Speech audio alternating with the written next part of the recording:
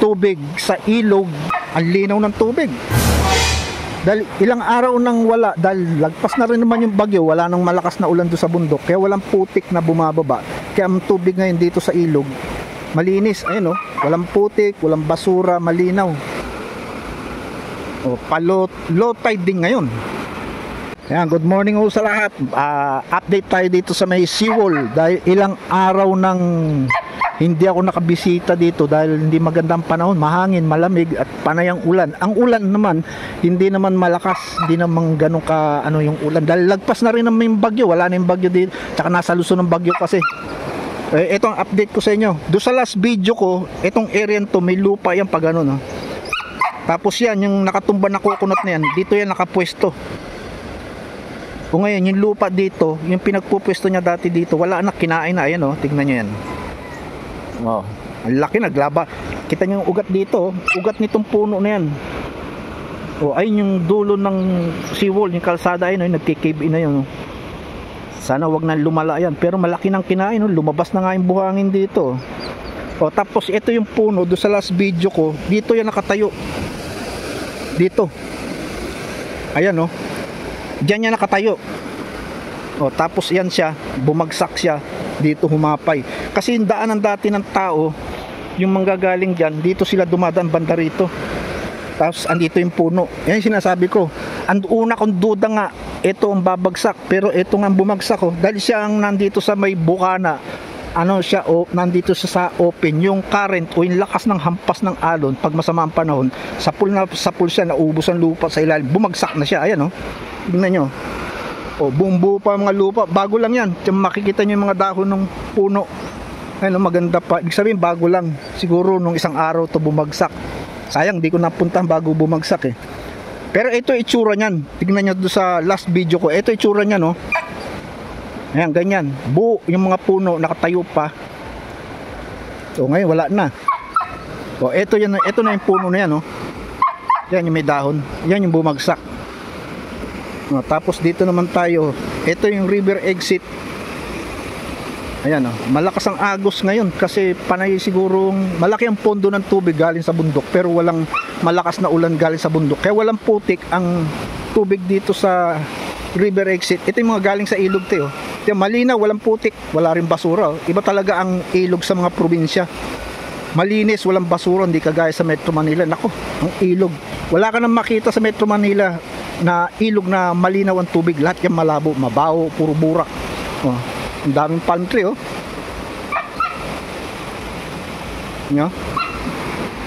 buwan natin bumaba. Mahirap lang bumaba kasi hindi pa nila nagagawa ng daanan ayun yan andito yung dating daanan nila.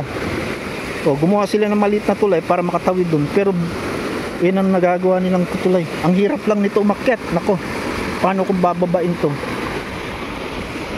Teka, hanap akong magandang pwesto.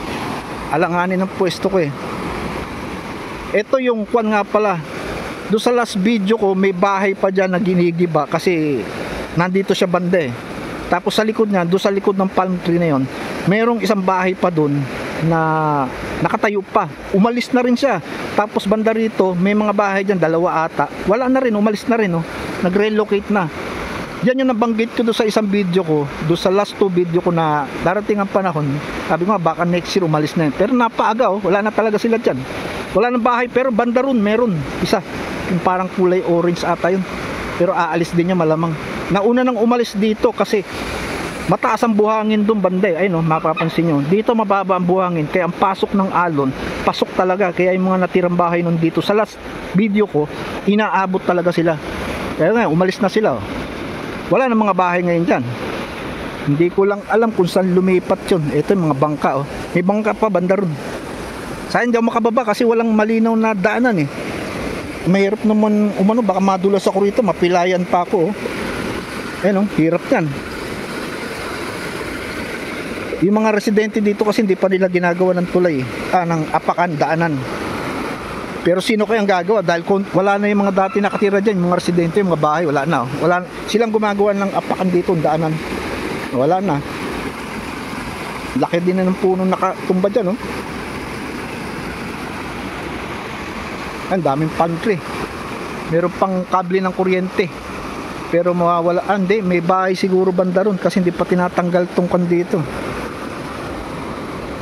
Laki ng puno na natumba, laki ng ugat niya, pinagkuhaan. Sayang, di ako mahirap bumaba, wala pang malinaw na daanan eh. Ano ngayon, low tide. Maganda ang panahon, hindi masyadong humahangin pero malamig ang simoy. Mahina ang hangin pero malamig. Tsaka amoy dagat, yung alat. Maano mo talaga yung sariwang hangin pag tabing dagat ka. Ganda oh. Labas ang buhangin. Ang kwan lang dito kasi black sand. Ang kwan dito hindi white sand. Hindi pang resort. Ito yung typical na ordinaryong sand o buhangin sa mga baybayin dito sa Pilipinas. Madalang na ang kwan ng mga white sand kagaya sa Boracay o yung do sa Puerto Galera, meron pa nga doon eh. Tsaka sa Palawan. Pero dito sa Del Norte wala akong makita ritong white sand. Puro black. Sayang yung mga bahay, wala na. Pero dapat na lang talaga umalis sila dyan kasi tabing dagat, delikado yun eh. Prone sila sa wash out dyan. Nagkataon na may dumaan dito sa Del Norte na malakas bagyo, nasa sentruhan to. Ubos ang bahay dito sa Dalampasigan.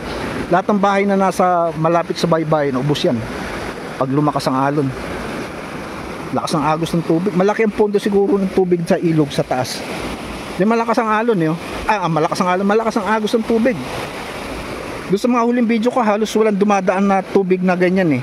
Kasi sa ilalim dumadaan yung tubig, sa ilalim ng buhangin ng lupa. Kasi konti lang naman yung kwan, pero konti ang pondo ng tubig. Pero ngayon, malaki ang pondo ng tubig. Umaapaw sila banda ron. Ito, ng puno. Ito, talisay. Ito pa yung kwan ng talisay. Ayun. Kasama pa sa ugat ng talisay ito na maaaring tumumba na rin yan.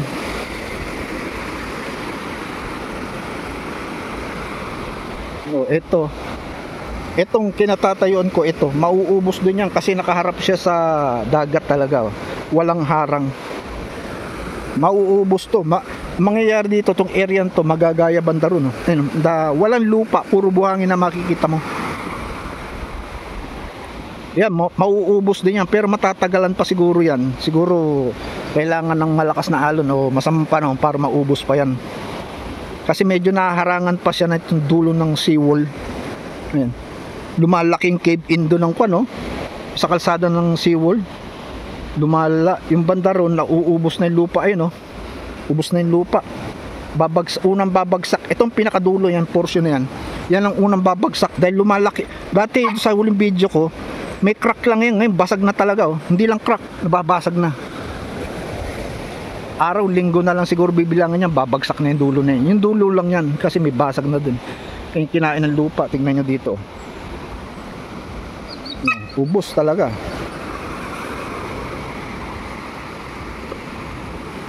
Sarap sana pumunta dun.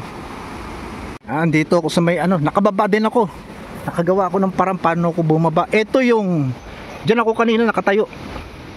Ito yung huling bumagsak na puno. Tignan niya ang mga ilalim mo. Puro ugat. Karami yung ugat yan. Ugat ng coconut. Dahil maraming coconut eh. Tapos ito, ugat ng ibang puno. Kagaya nun. Ewan ko ng puno yan. Mahogany. Ayun, kinakain talaga. Inuubos niya yung lupa. Pag naubos ng lupa, lilitaw na yung natural na kanya. Ito, buhangin, graba yan. Malaki na kinain. Tingnan niya yan. Ubos na.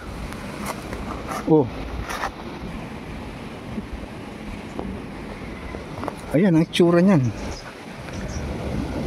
Kinakain yung lupa talaga. Lapit tayo dito sa may dulo ng seawall. Ito yung drainage. Ayan wala na talaga.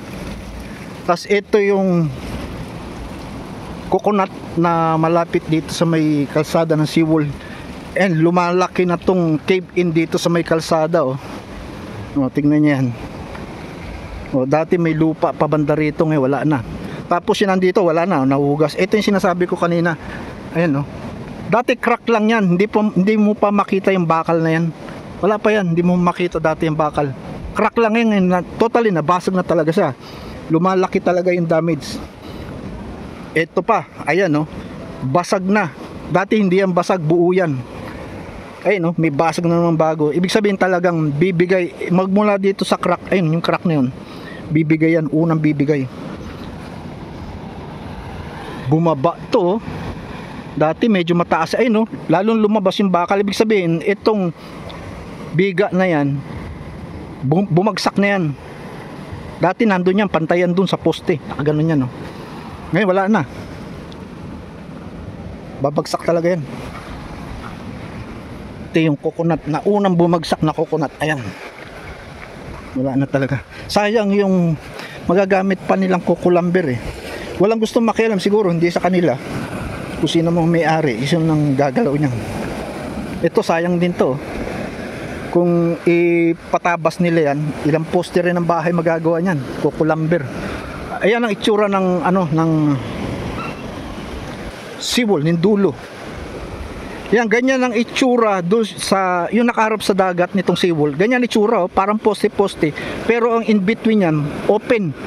Kaya pag humampas ang dagat papunta rito, yung loob, yung pundasyon ng seawall, yung ipinakailalim, pinapasok ng alon. Kaya naubos ang buhangin, ang lupa. Bumagsak ngayon yung pundasyon, yung pinapatungan mismo ng seawall, nawala na. Kaya tumagilid yan. Ayun, ganyan itsura, oh. Dapat yung outer part ng seawall, yung nakarap sa dagat, ganito. Yan yung silyado na yan. Para kahit hanggang sa baba, silyado yan, pag ganun yan dapat. Para kahit humampas ang alon, yung loob ng seawall, yung ilalim, pundasyon, hindi yung papasukin ng tubig, hindi yung gagalaw kahit ano mangyari. Ganun dapat yun. Pero maganda ang gawa ng, ang structure ng seawall. Makikita niyo kabilang, daming ang kabila, oh. Ang lalaki pa ng kabilang, gando sa dulo. Kaya lang, hindi tinapos. Yun ang naging problema, kaya gumalaw yan, nasira. Yung gumalaw yung ilalim, yung pundasyon na basag. Yun ang dahilan kaya nasira yung dulo ng seawall. Ayun yung mga bahay dun, oh. Sayang. Oh. Lapitan natin, puntahan natin yan.